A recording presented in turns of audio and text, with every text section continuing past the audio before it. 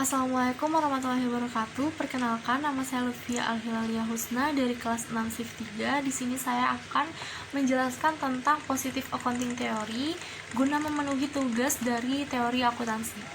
Langsung saja, riset akuntansi positif pertama kali dilakukan oleh William H. Brewer 1968 dengan terbitnya artikel yang berjudul The Information Content of Annual Earnings Announcement, Johnson tahun 1976.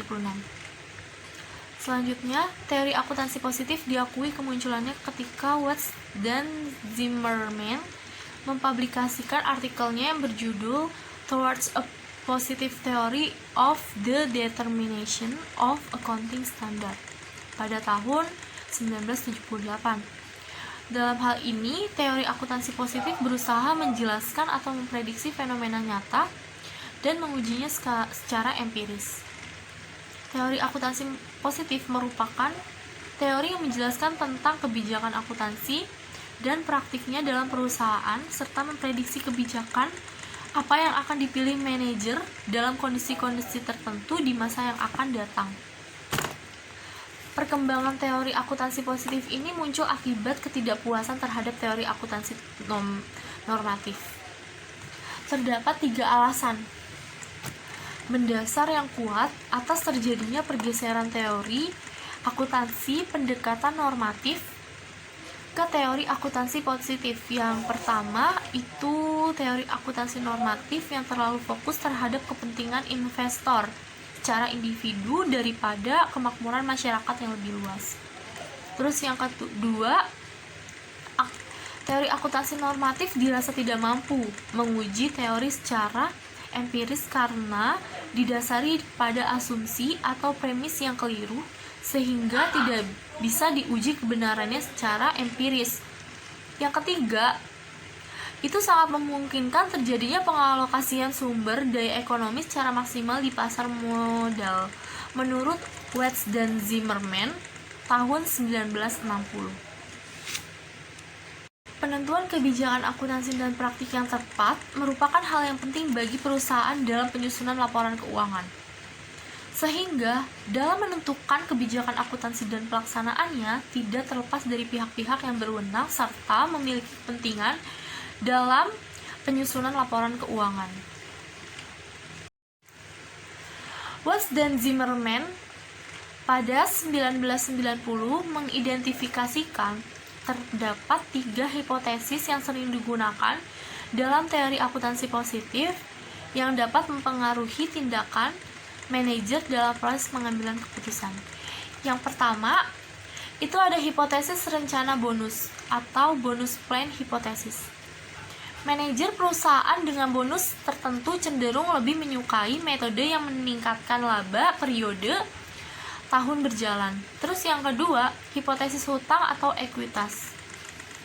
Makin tinggi rasio hutang atau ekuitas perusahaan, semakin besar kemungkinan bagi manajer untuk memilih metode akuntansi yang dapat menaikkan laba.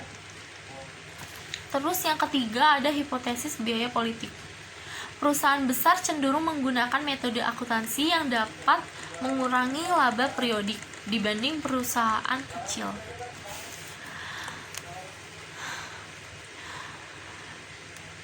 Terus, menurut Watts dan Zimmerman pada tahun 1986, teori akuntansi positif telah memberikan sumbangan yang berarti bagi pengembangan akuntansi, yakni yang pertama, menghasilkan pola sistematik dalam pilihan akuntansi dan memberikan penjelasan spesifik.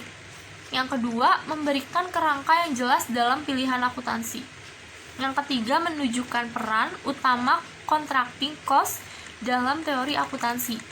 Yang keempat, menjelaskan mengapa akuntansi digunakan dan memberikan kerangka dalam memprediksi pilihan akuntansi. Yang kelima, mendorong riset yang relevan dengan akuntansi dan menekankan pada prediksi serta penjelasan terhadap fenomena. Salah satu variabel yang memiliki hubungan dengan positive accounting theory adalah variabel economic performance. Hubungan teori akuntansi positif dengan economic performance terletak pada kebijakan akuntansinya. para manajer akan berupaya untuk mencapai tujuan perusahaan, yaitu mendapatkan kinerja yang maksimal dan baik. Untuk mencapai tujuan tersebut, biasanya manajer bekerja sama dengan staf-stafnya untuk melakukan kebijakan-kebijakan perusahaan. Kebijakan yang dikeluarkan oleh manajemen haruslah sesuai dengan kebutuhan perusahaan. Manajemen berupaya memilih metode akuntansi yang lebih efisien biasanya dan efektif untuk menaikkan harga saham perusahaan tanpa melepaskan ketiga hipotesis teori akuntansi positif, sehingga dengan pemilihan metode akuntansi yang tepat akan berdampak terhadap laba yang dihasilkan oleh perusahaan. Selain itu, teori akuntansi positif memiliki hubungan juga dengan variabel bisnis strategi, yaitu para eksekutif akan memilih kebijakan yang terdapat dalam tiga hipotesis teori akan akuntansi positif. Dengan memilih metode akuntansi yang tepat akan berdampak terhadap laba dan dividen perusahaan. Menurut saya itu aja yang dapat saya jelaskan tentang positive accounting theory. Terima kasih. Wassalamualaikum warahmatullahi wabarakatuh.